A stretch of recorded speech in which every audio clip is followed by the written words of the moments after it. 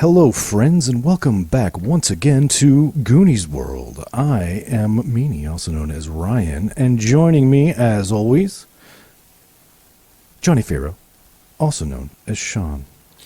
Hi there. I'm feeling great tonight. And Goonie, also known as Colin. Hey, I'm feeling better than you are. Oh. I'm feeling better than that, because I just did cocaine. That's a lie. Yeah. All right, so we're on our third episode of our Knave series. That's right. We're back to the world of Knave, the world of Dearth, with its bloated red sun. We won't bother with a recap. Our heroes, Squirg and Jubal, are leaving a tunnel that the flying road, which was an elevated road that goes through this broken and ancient land, stabbed through this great ridge of a wall that went across the landscape, and now they're in the lands beyond the wall. You've heard that this town outside the wall, Sour Hull, has been taken over by hobgoths, who came from the Kaijanan Wars in the east, unemployed mercenaries.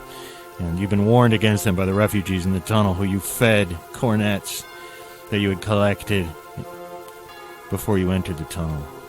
But now you're leaving the tunnel. We left the tunnel right at the end of our last episode into the town of Sour Hull. Now, it's part of the long twilight of Dearth right now, so it's getting darker. And you've really only been traveling for one full day since you've left Zar Narwal's tower on your quest to drop this mysterious box you're carrying in your wind wagon into the sea of gas. And poor Jubal especially has been terribly curious about what's in the box. But you don't think too much about the box right now because you're thinking about the city that you're seeing.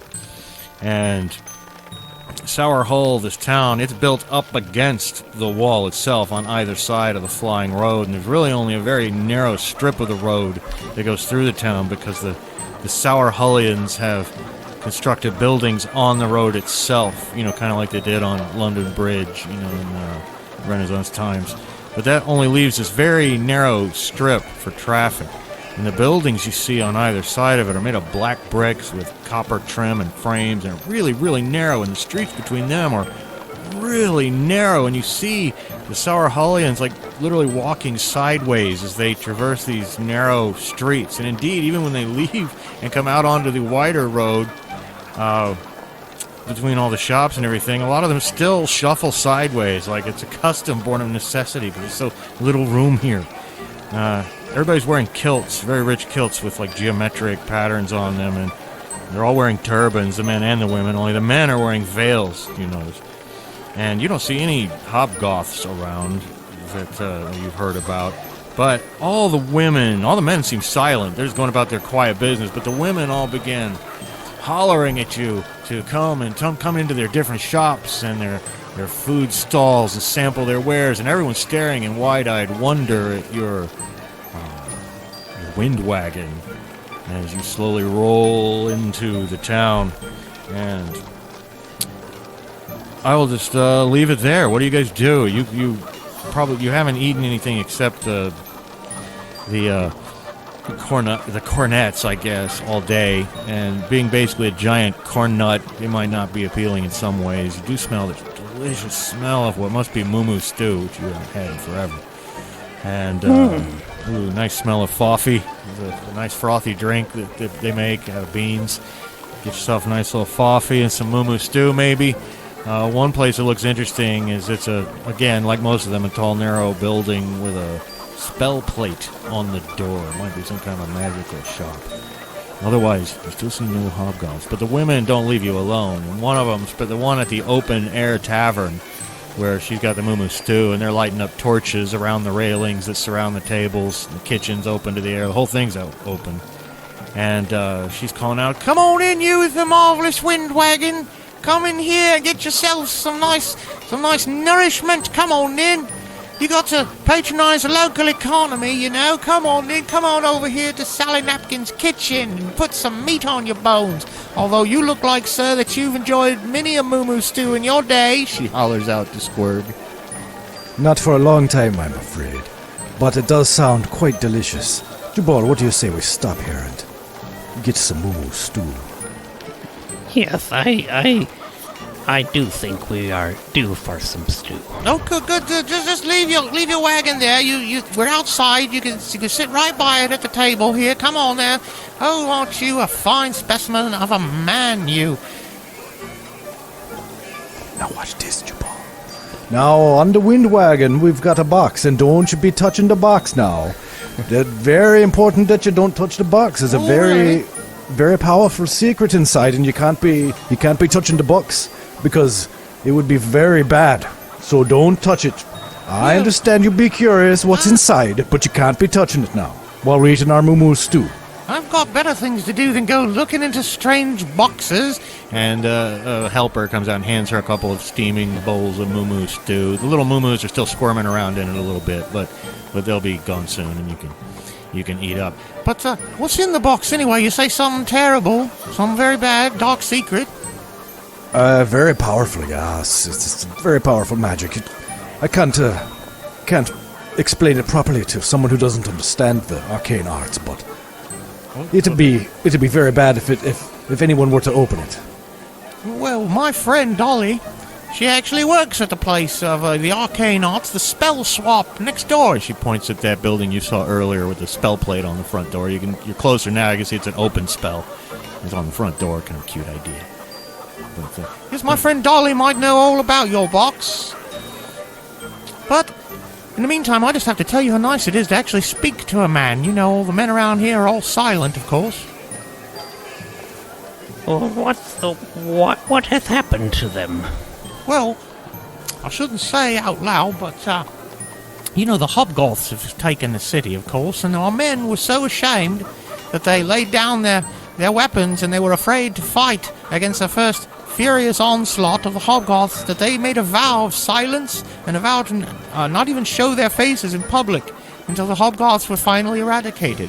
But they don't have the courage to do even that, so they've become second-class citizens, and now we're in charge. Isn't that right? she yells at a veiled male waiter as she kicks him in the behind and sends him back off to the kitchens. Well, this is interesting. Yes, but you don't need to worry about me opening your box. I've got better things to do than to meddle in the affairs of wizards. Well, and of course I was trying to say it loud enough that, you know, I might interest various people in the area. I'm sure the hobgoths would like to have a look inside your box, though, if it's valuable. Oh, yes, it's very valuable. Hey, pardon me, how many hobgoths you say take in the city? Oh, I don't know. There's got to be dozens.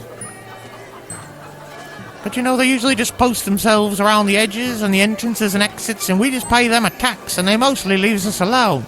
But every now and then like to come down in and beat the hell out of someone or give them a good buggering just to remind everyone who's in charge.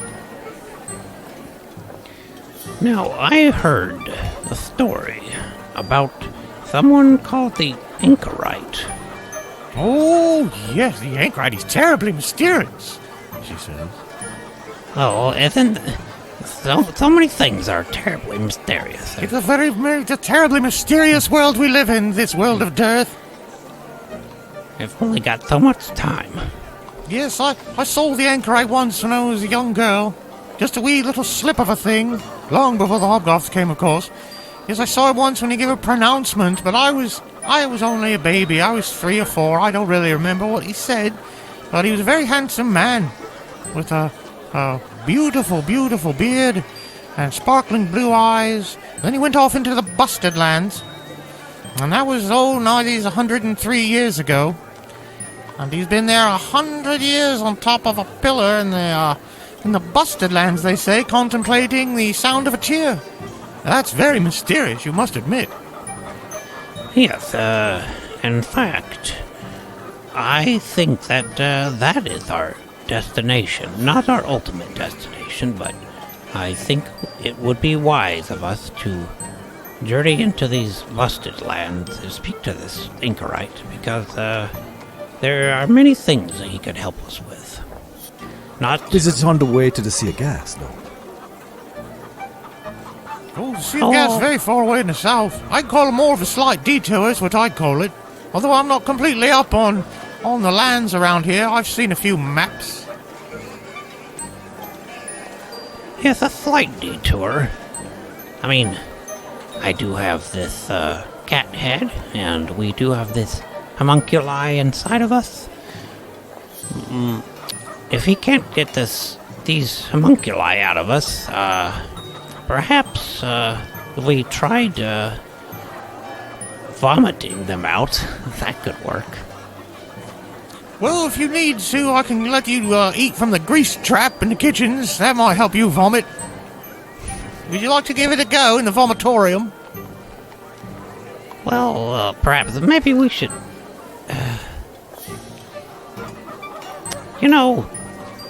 I think it's better to try it first before we eat. I don't want to lose all that stew, so. Maybe I'll just give it a try. Well, go ahead then. Get your finger out in there. Good luck, but I don't think this is going to work. Well, is there some sort of, I'm afraid I don't have any sort of magnifying glass. I heard these homunculi are quite small. They might be hard to see. Might be hard to know if they even came out at all.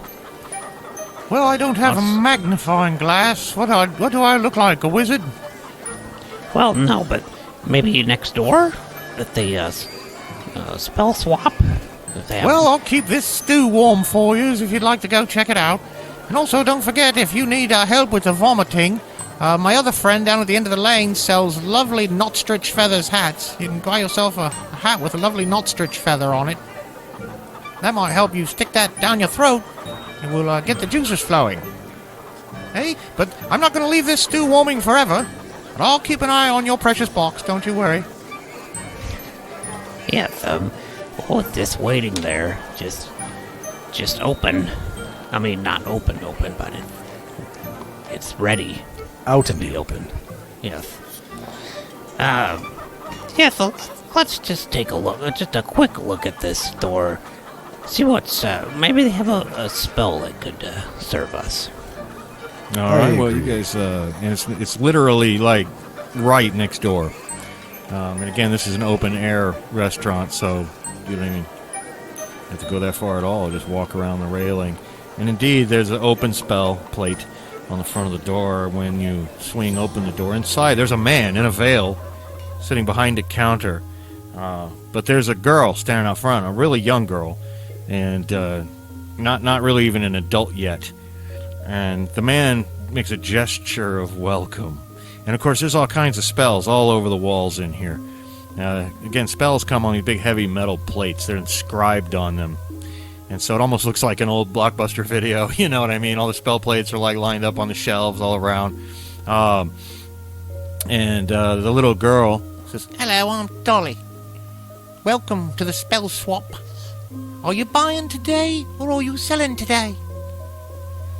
Well, possibly both. Maybe you're open to trade? I do have some spells.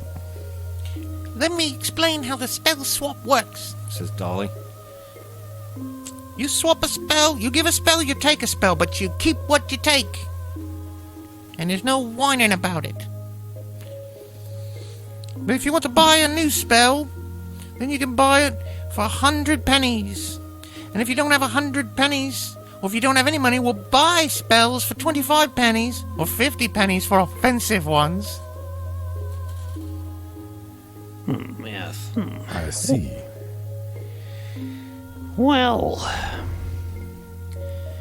let's just take a look and see what you have.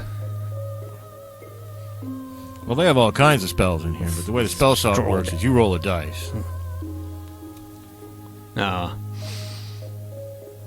So do we get to know in advance, or do we swap? Oh, no. You're just stuck with whatever it is. But if you don't want the spell you traded in the first place, you're not really out anything.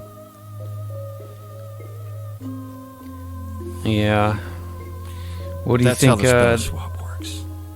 I have this sort items spell.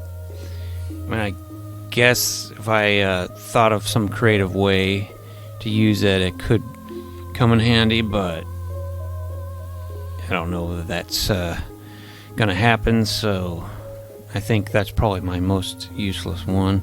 I see you're getting out a spell there, so you got one for trade then? Yes, let me see what I can get for this spell. Step over to the spell swap barrel. And there's a barrel. She goes, First, you got to put on the magic glove to reach into the barrel, or else your hand will be taken off by the magical energies inside of it. and the man behind the counter, like, rings this little chime on the table just to add to the mysterious atmosphere. This is fun. Yes, here's the magic glove. Put it on. And there's a swirling energy inside it, like it's literally some, there's no way that there's 100 spells in this small barrel. It's obviously an enchanted container of some kind. So I assume you put the magic spell on. All right. So the way this works is you put your spell in and let go of it, and then you grab the next spell and you pull your arm out, and that's your new spell. And what happens if I get the same spell? Then can I get another chance? That is just that you could trade it again, but no endless trading. No keeping on putting it in and putting it in and putting it in. Only if you got the same spell, I suppose. But any different spell at all, that's it.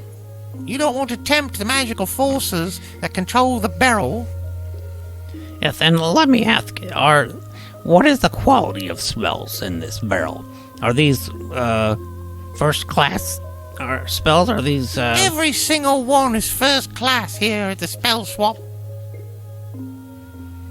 All right. You want to do it? All right. Okay, Yes. well, go ahead and roll percentiles then, as you grab the next spell. 59. Well, you find a spell called Phantom Coach, which is not entirely useful to you at the moment, but if anything happened to your wagon, it probably would be. If you were to speak the words of this spell, then a ghostly coach will appear. And it'll move unnaturally fast over any terrain, including water. So that's Actually, Well. if that's faster than the wind wagon, that might not be too bad of an idea, actually. the implication is that it is. Yes, well, I That's don't a know how lovely long one. it'll last. You have any more? Does it What about say- you, Flabby Man? Do you got a spell to trade?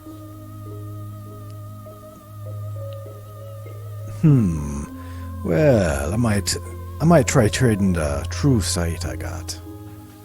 For something. Everyone could use one of those. We can always use one. Drop it in the barrel. Put the glove on first. Thank you, sir. All right, roll percentiles. All right, can you roll for me, Goonie? Because I only have a d20 at the moment. Yeah. 39.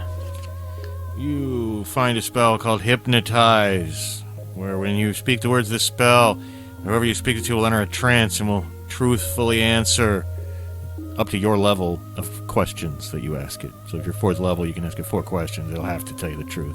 Creature being a person or a monster or whoever. I think that might be useful sometime. Yes. Well, I guess these will have to do. Yes, I they was will. tempted. Is there I was anything else we can tempted. do for you here at the spell swap? No, do you have anything other than spells for sale? I do not. If you wish to buy a spell, however, we just got a new section in the P's. If you have 100, Well, if you have 100 pennies, and we can sell you some nice spells like Primeval Surge or Psychometry. Push and pull are always popular. As are phobias. Since you've already started with the Phantom Coach, you could get a P spell collection going. Come on in, my daddy's hungry.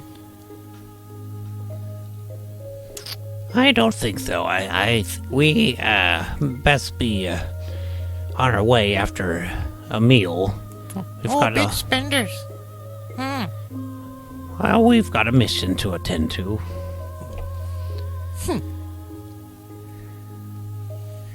So, we'll just be on our way then. Yeah, I was rolling some dice earlier, and I kind of wished I hadn't, but when you come out, there's general commotion and ruckus going on around the vicinity of your wind wagon, and down at the end of the street as well. There are some people shouting and pointing, and Sally Napkin comes running up to you and says, Well, I'm afraid that someone got a little curious and they opened your box. They did? I mean, they did. Yes. That was a big no-no. Well, you should be ashamed of yourself keeping a beautiful woman in a box. Well, it wasn't us. She didn't look that terrible to me, but she's terribly frightened. Lovely thing with pink skin, very strange looking, went running off down the street there and down the alley. and just about now, both of you guys feel terrible, gnawing pain in your inside, right behind the solar plexus. Oh, there's this terrible little gnaw, like there's a tiny little creature writhing and clawing and biting inside there. And It wasn't our fault. both of you lose a point of constitution. Oh. That's not going to affect anything right now, but if that keeps going on like once a day, because it appears that the deal has been broken in your contract. Unless you can fix things, who knows what will happen. It appears the vengeance of Zar Narwal travels far, even into the lands beyond the wall. Well, beautiful woman, and I can't believe you were slavers all this time. I'm We're not not going to slavers. give you any of my moo stew. No, please. It wasn't our fault. We didn't even know what was in the box. There was a spell cast on it, and we were not to open it. But we were so curious, at least I was, and it wasn't even, we didn't even open it. And we told you not to. Yes, we specifically warned you not. I'm not the one who opened it. It was just some boy on the street what opened it. You should have spoke it loud enough so that others could hear. But I'm just very ashamed of whoever put this lovely lady in the box, this lovely creature, running around in there all together. I hope she doesn't run into the hobgoths. Well, she's right down there at the end of the street, down by the Knotstridge hat shop. You better go and get her. If she's your responsibility. Let's go. We've got to catch her. Well, the streets are very crowded, and everyone's crowding up around down there by the Knotstridge hat shop. You can tell it's got like a Knotstridge feather hanging on the outside of it. But there's a big crowd around the alley. Guys, make either your choice of a strength roll or a dexterity roll. You need a 15.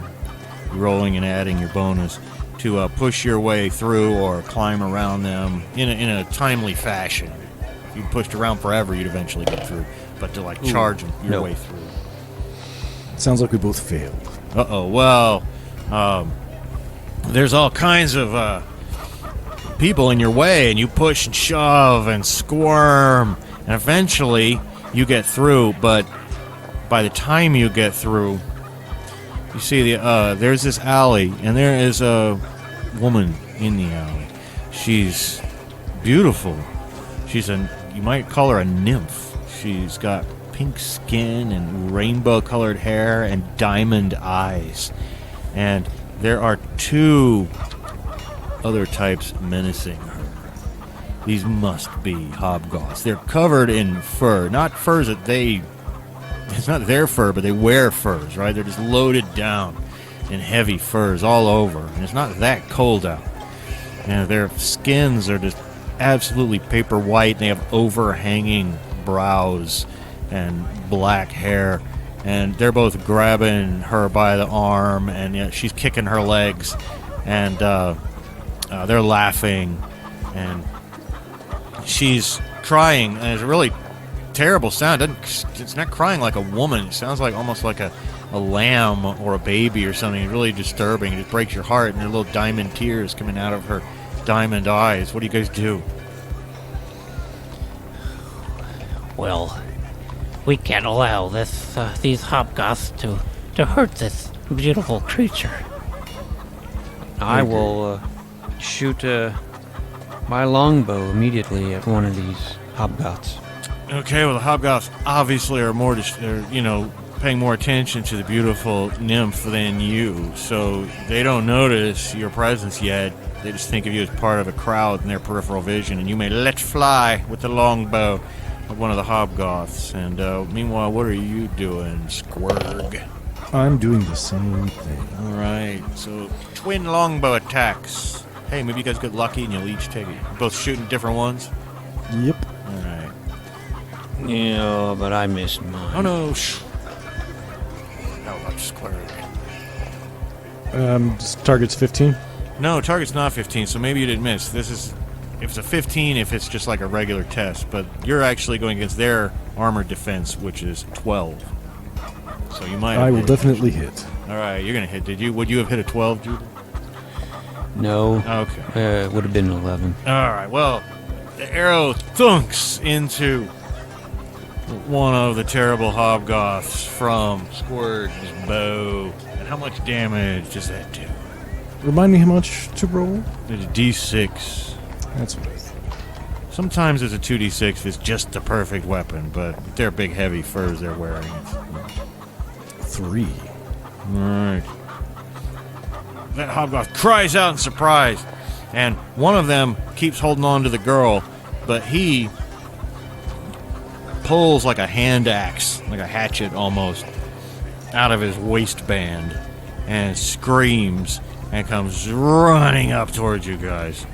And, however, I was giving you basically a surprise round, so now it is the top of the round, and you guys can roll a d6, and if it's 1, 2, 3, he goes first. If it's 4, 5, 6, you guys go first.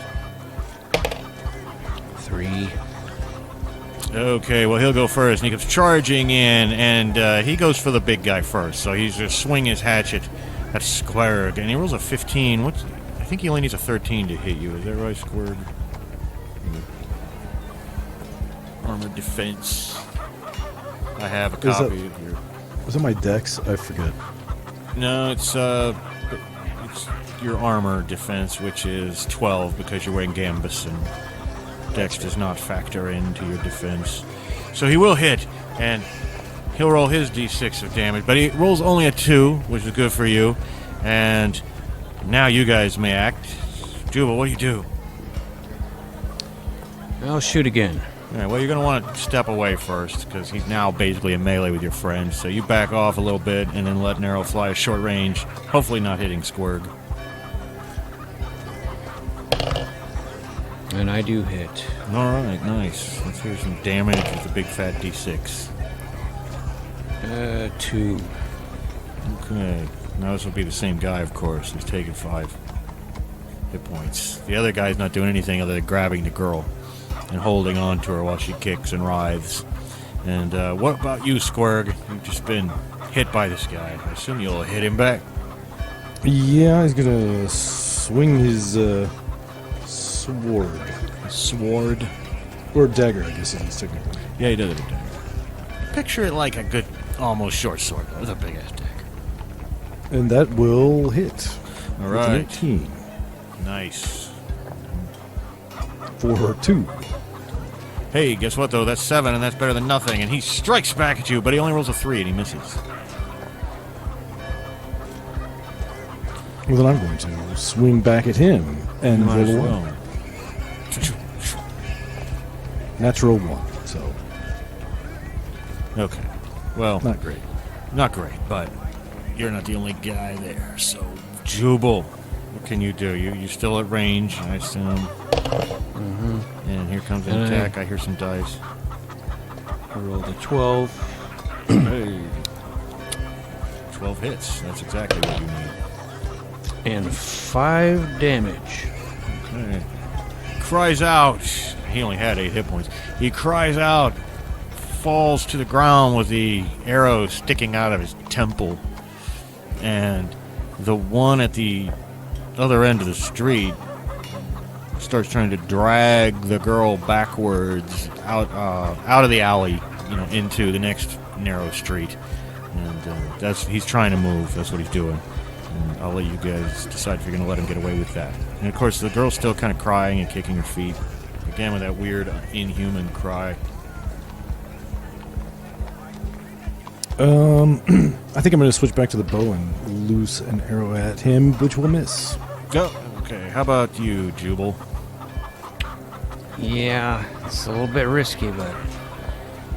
A little bit risky, yeah. Oh, natural 20. Bam! That's what I'm talking about. There any benefits for that? Well, I don't really think there are, but in any game I run, that's double damage. All right. There might be that I'm forgetting. There's only 7 pages of rules. But, yeah, I'm calling that a nice big double damage on a natural 20. All right, so I rolled a 5, so 10. All right, well, damage. that guy, that arrow just goes right into his forehead. He looks surprised for a second. And then he falls down and just collapses in a heap. All the crowd around you just cheers. There's a huge explosion of energy in the crowd. These hobgoths have been menacing them for a while. This is the first time they've seen anyone stand up to them. And so they're all running up, patting you on the back and everything. But the nymph, it looks terrified, and she begins running over to a pile of refuse in the corner of the alley and start trying to hide in it. Stop that. Yeah, I want to run over to her, Okay. but not, menacingly, and try to persuade her to that we're friends and that What to do you come say out to of the. What do you say to I don't even know if they could understand us, but She looks ma'am. great big googly diamond eyes. She's very beautiful. Rainbow hair cascading down her back. Ma'am, we apologize for that whole box thing. We had no idea that a person such as you was trapped inside. We mean you no harm. We just want to talk, is all. Mibo tapa wate ti simi luaba. Ama hama turiti mu. Mama Oh, turiti great. ni sifi tapa mama.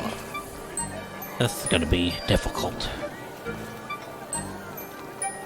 And you start to think you might be able to go buy like a comprehension spell and maybe solve this problem, unless you have some other ideas. Well, we got 1 penny, so I don't think so. You've got a ton of money actually, though. You've got you'll The probably end up blue having to pennies. overpay because no one will be able to make change. But you do have the blue Caparis pennies that you've already been paying. But each one's worth literally 10,000 pennies. You'll be lucky to get change for it. We could buy that whole store. Just start over. Let's become shop owners of Spell Swap. That Well- won't get rid of the homunculi, I don't think. Yeah, well, I'm going to start vomiting right now. I'm tired of this homunculi. Anka wapa nama TV. Nama nana. Make that cat noise like when they start, when you know they're gonna fall vomit. Yeah. If you started with this episode, you may not know Jubal as the head of a cat. Yeah. It's a curse.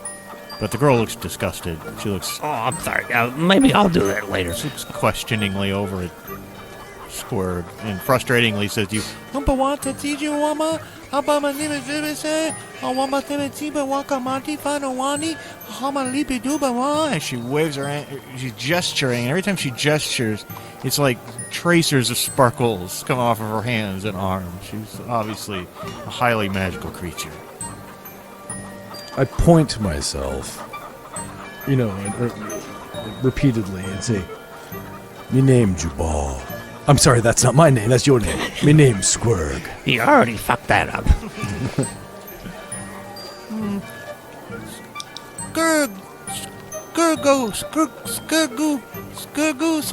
Skurgu. Squirg. And then I point at her. Meme. Meme.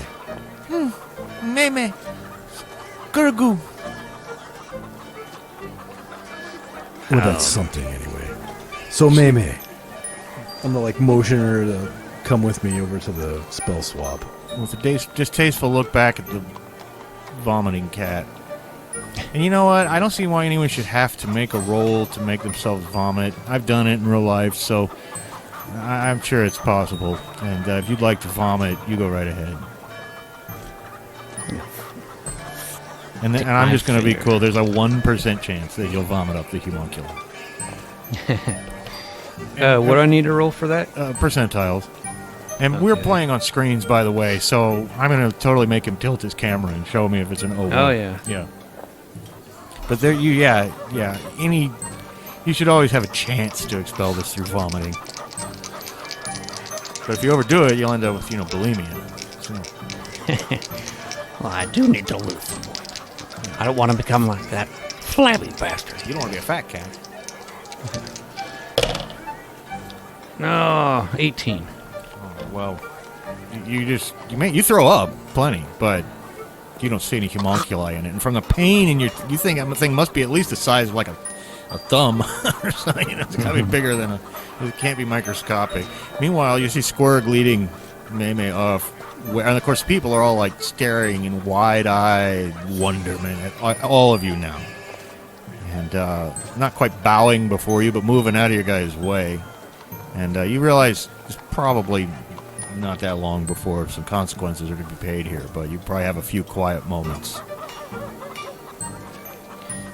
Yeah. So I you're think we taking need her to- where, Squirgu? Over to the spell swap.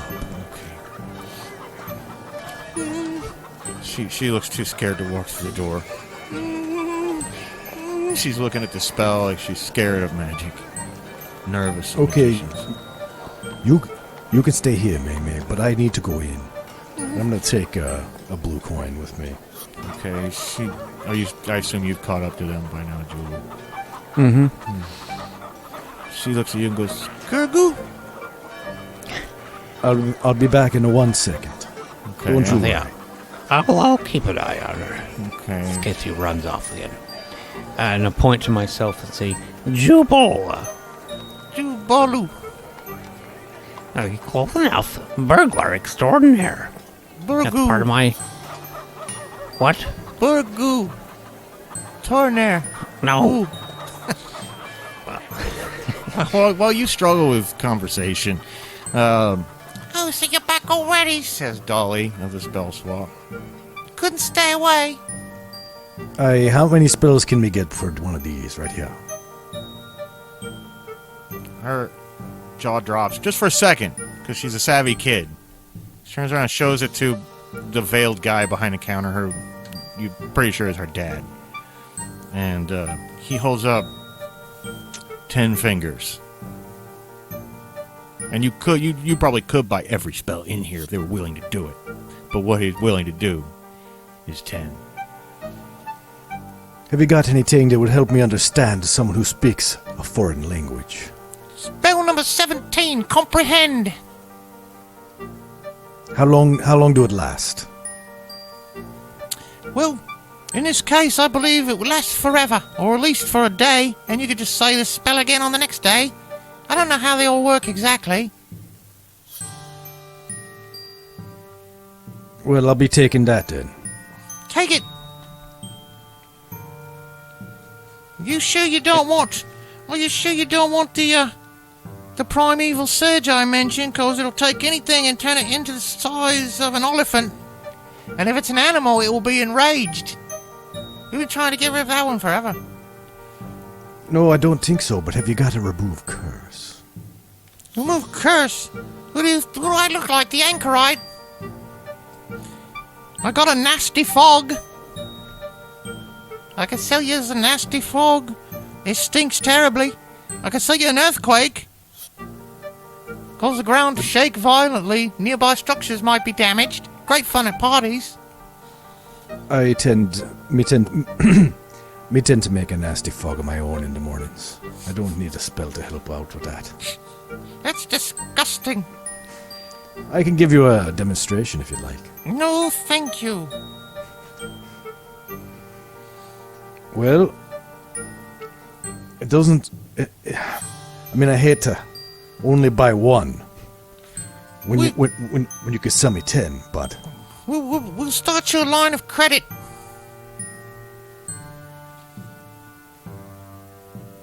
That sounds fine, then. All right, then. But Well, thank you. I'll come back for the other 9 someday, perhaps. Oh, yes, please do, please do. You're always welcome here. Says little Dolly. And is comprehend like mutual? I assume. Yeah, if you use a spell, you guys will be able to understand each other. And you kind of catch Well, them. when you step outside, Jubal is still talking to her, even though she doesn't understand, and he's saying like, And so, I had the idea to put springs on the end of my heels, and I was then known as Spring Hill Jubal. And I even flew around on a broom, and I was a great hero. and obviously she's very confused. She's very confused, but I happen to know that all those stories are actually true, because this has not been Jubal's first go-round as a character. But anyway, she's a... Jubalu, Spingu, Squirgu. Tumra napa taba tibi shimete wapa. Ama nimi wama tama niso no mama chiyufa. No, I think she comes from the same tribe as the GURPS Ice Age people. tu wapa tishi mama tibi tomata. Hola munti, nanu wemani. Ama hari tutufu. And then I cast the spell. And I said I won't do that. That's unnatural. And he put me in box. So why did he put you in the box? I just told you everything. I'm Maymay. And I... Zar Narwal make me in vat. And he want to use me in unnatural acts. And I say, no. And so he put me in box and sell me. He sell me to the king of the Undergas Kingdom, King Gasback. Oh, I see. So, So we that's were... Yeah, so we were tasked with bringing you to the Sea of Gas, but we had no idea that you were inside. You not bad, you nice. Yes, of course. We are heroes of a sort. And, Well, now what Maymay do? well, get back on the box. No. Where I live? Well, we are on our way to a great place to live called Sarasarx. It's a big city with, and I think you'll find it's a great place to live. But before we get to Sarasarx, we're gonna have to go to the pillar and meet up with the... What's his name? I No forget. pillar, no pillar. Of course, Zar Narwal lived on top of he had a mansion on top of a giant pillar, if you remember. No, Meme, not Zar Narwal. It's this anchorite fellow. Yes, the anchorite, because unfortunately Zar Narwal, he put a monster inside of us that will kill us if we do not take you and drop you in the Sea of Gas. No. But we are not going to do that, obviously, so we must get this curse removed by the anchorite. Okay. Yes, and just so you know, I don't normally look like this. This is also a spell that was cast on me by the very same person that has put you in that box. And I'm normally quite handsome to look at. What handsome? Well, the opposite of this, and the opposite of flabby Squirg. Well, If, there's suddenly commotion over in the vicinity of your wagon, and there are people moving out of the way, and you can hear the clip-clop feet of hippoderms, which are kind of like horses, and riding up comes 6 hobgoths on the backs of hippoderms. They've got a flag. One of them's got like a flag on his back, you know how kind of samurai would, like a banner attached to his back, and their flag is literally, it's like a head with a hammer smashing it. It almost kind of a parody of the hammer and sickle, but it's like a guy's head getting smashed with a hammer. That's basically the entire Hobgoth political system. And they're riding up, but they haven't noticed you yet. They're stopping around the vicinity of your wagon. Now, you're not that far away. They're going to notice you any second. You can either hide or confront them, or what would you like to do? All the people are trying to be cool. They knew where you were. They're not pointing at you. They're all looking down at their feet, shuffling around the way, Belgians would when Germans would come into their towns.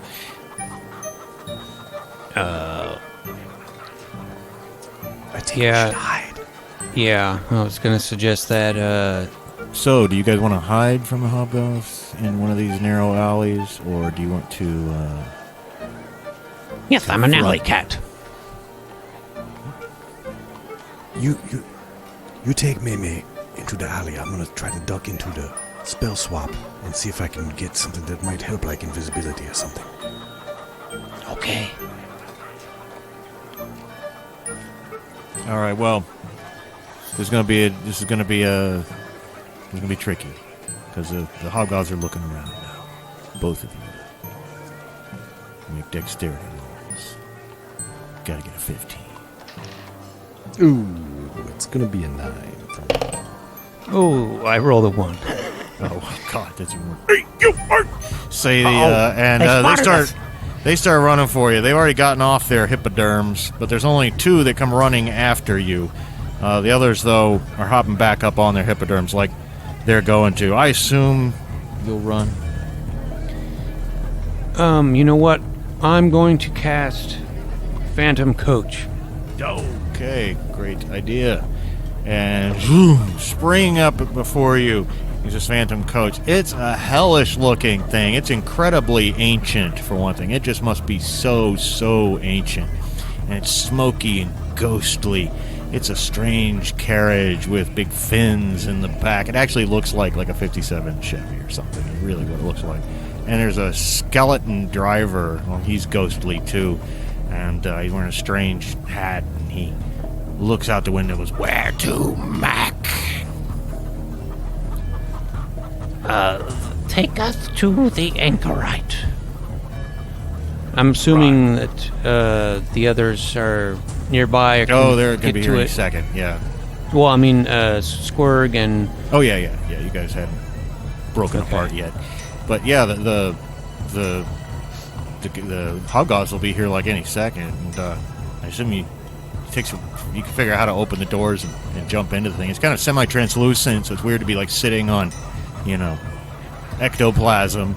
But the guy just, once you're all in, he tears off out of there. There's a great big loud growl like a lion or a beast or something as this phantom coach streaks off ahead. And the skeleton's laughing manically as it takes out a few food stalls. He doesn't hit any people, but it's such a narrow street that you guys just go tearing off. Careful.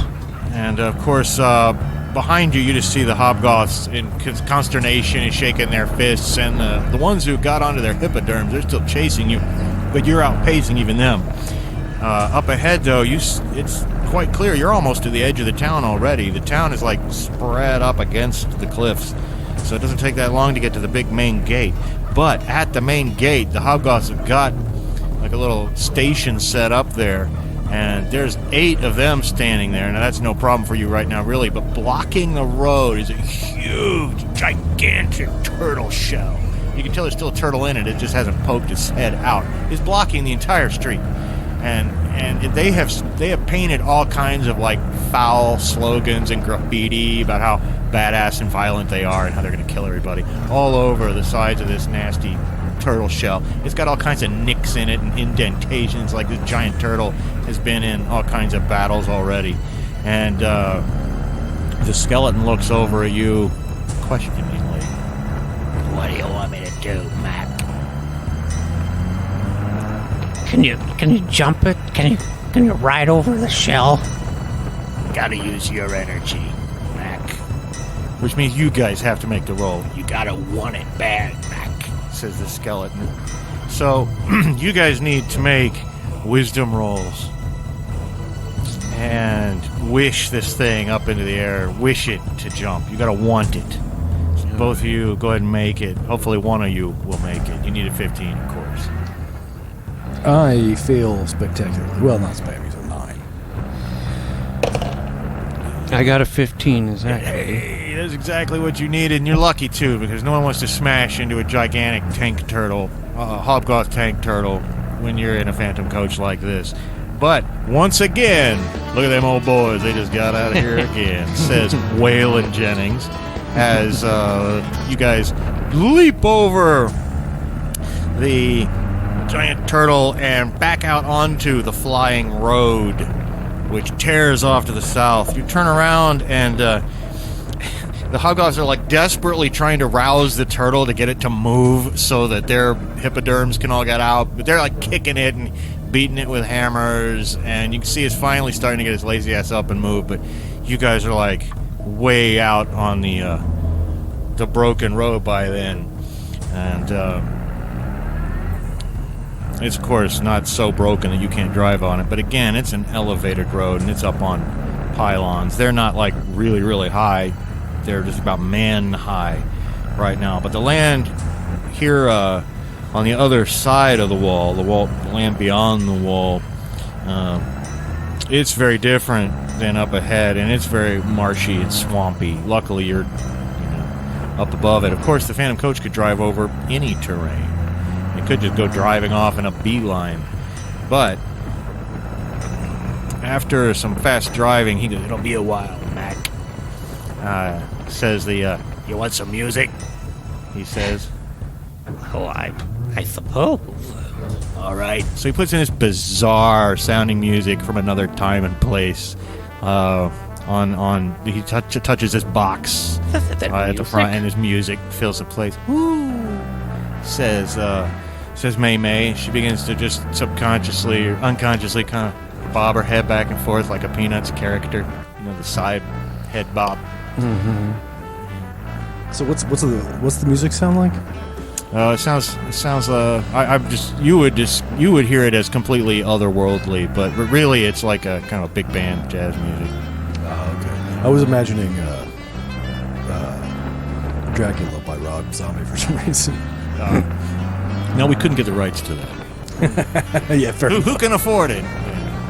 So you guys go tearing off down the elevated highway, the flying road, with your beautiful pink rainbow-haired, diamond-eyed girl in the car listening to some tunes.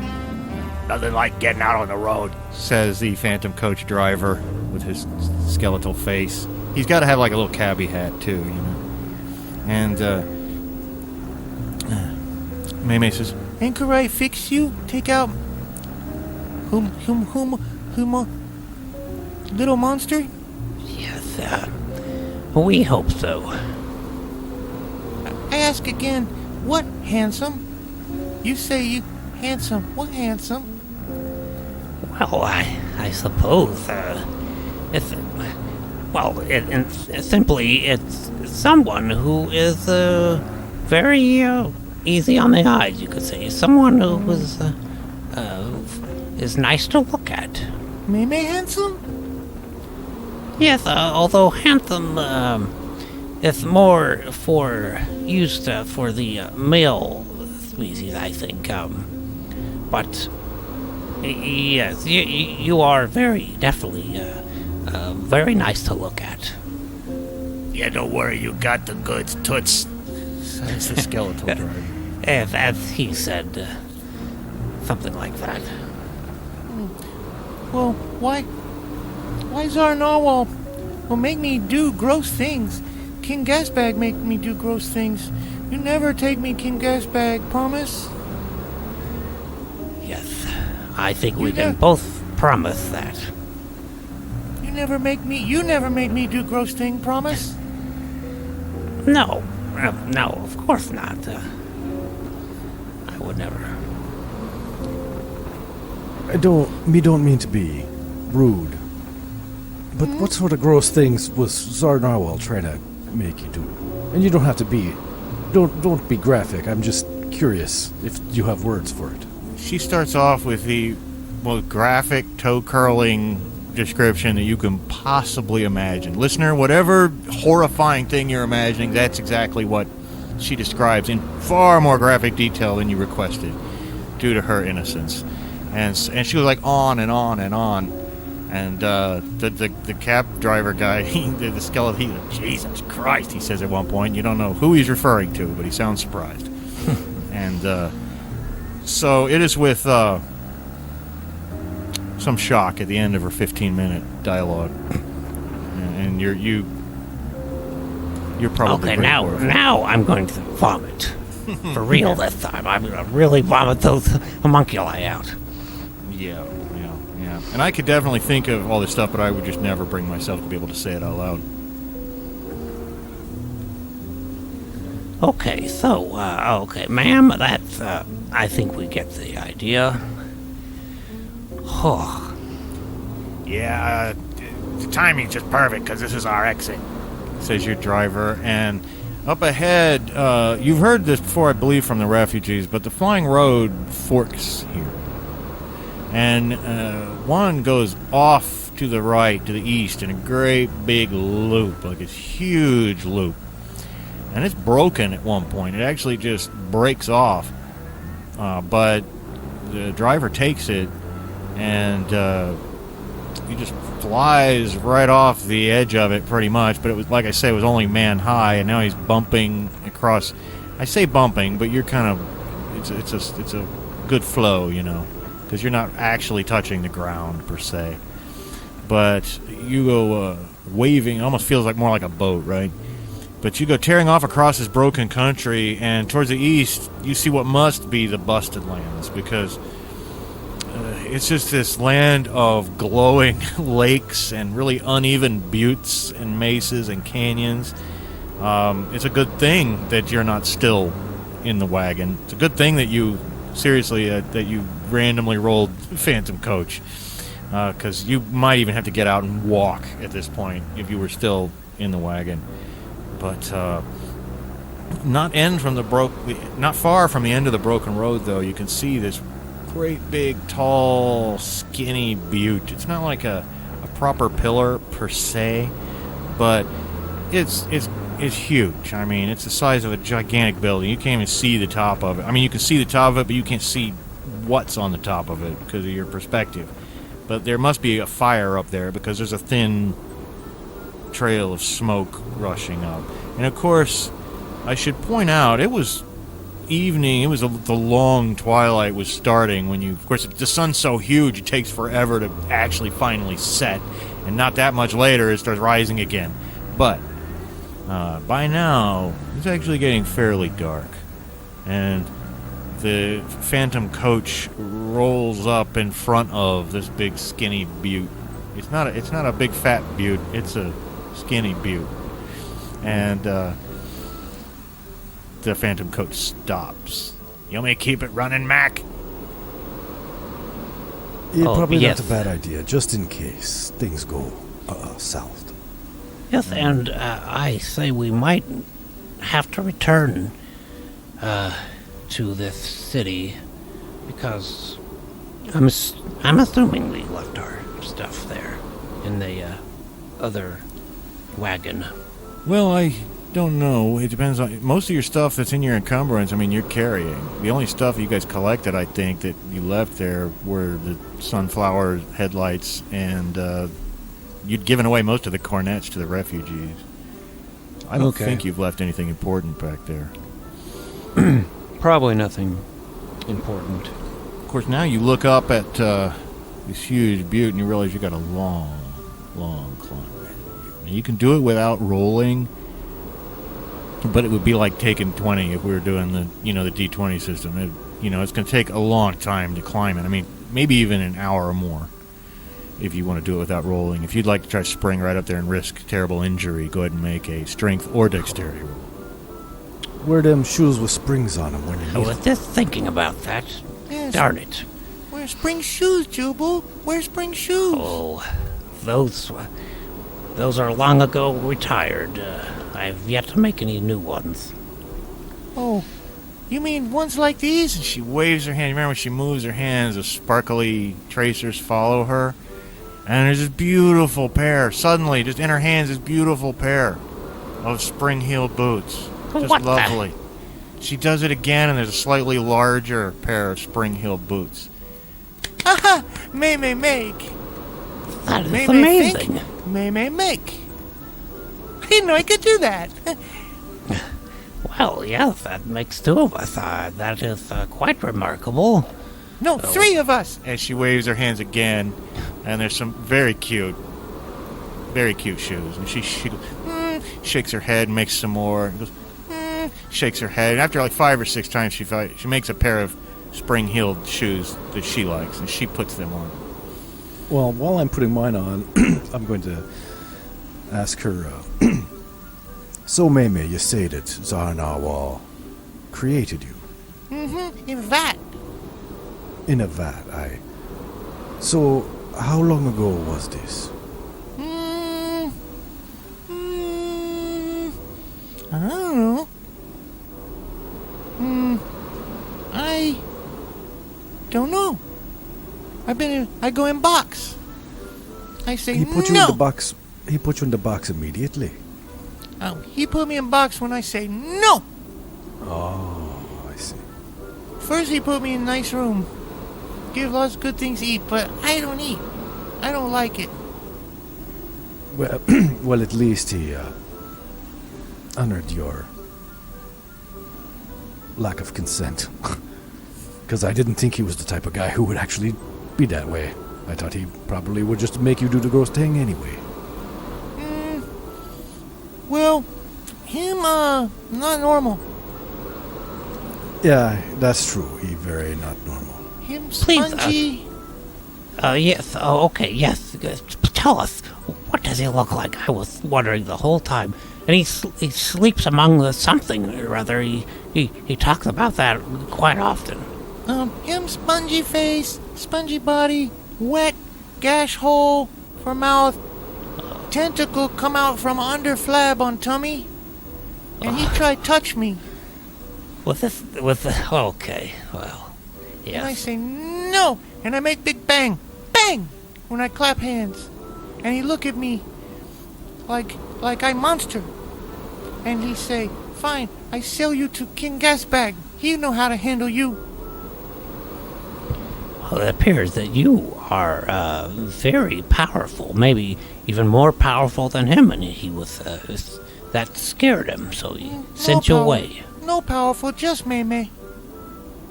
Well, you made some mighty fine shoes for us. Or boots, I suppose. So why don't we be using these and hop up to the top of this butte?